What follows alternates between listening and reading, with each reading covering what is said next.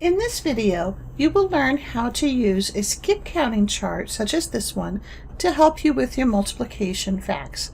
If we skip count by 1, we're simply counting 1, 2, 3, 4. If we skip count by 2, 2, 4, 6, 8, 10, these are actually the multiples of 2. Let me show you.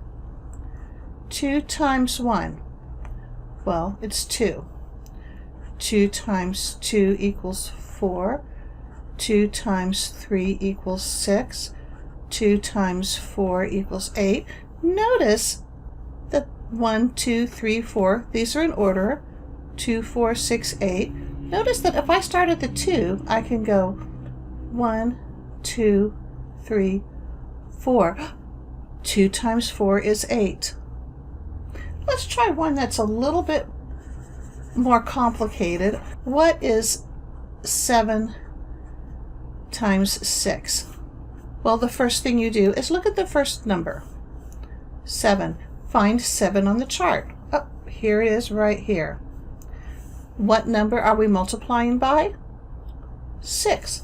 So start with the 7, and I've marked all of these with a tiny dotted circle, and count up to 6 because it's 7 times 6. Count with me. 1, 2, 3, 4, 5, 6. 7 times 6 is 42. Well, some of you might have noticed that in the 6's there is also a 42. Let's try reversing this and see if it works. Okay, let's start at the 6, and this time we'll count up 7 times. 1, 2, 3, 4, 5, 6, 7. This is the commutative property. 7 times 6 actually translates to 7 groups of 6. 6 times 7 translates to 6 groups of 7. So if you're talking about items, you have 7 baskets of apples, or you have 6 baskets, and each basket has 7 apples in it, you're going to end up with the same product, even if you have them arranged differently. And that's how the commutative property of multiplication works. If you know what 7 times 6 is, you know what 6 times 7 is, and the product of both of them is 42. Let's try one with the 9s. I always think the 9s are fun. I'm going to erase this, and I would advise you, because this is just printed on paper, I would advise you to use your finger or your eraser as you count.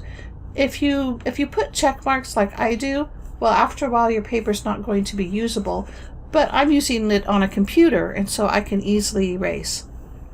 Okay, let's try 9 times 9. I don't know why, but that's one of my favorite multiplication facts.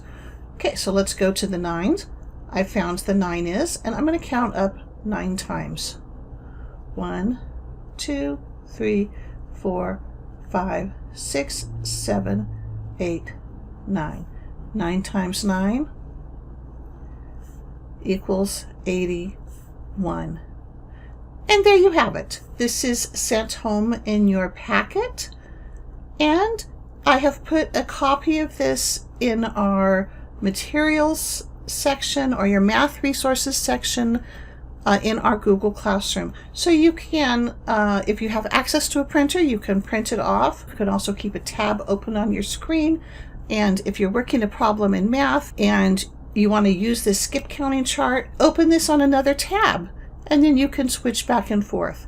Another thing that you can do is when you open the tab, say you need the 6's, write the 6's on your paper, because writing them actually helps you remember them.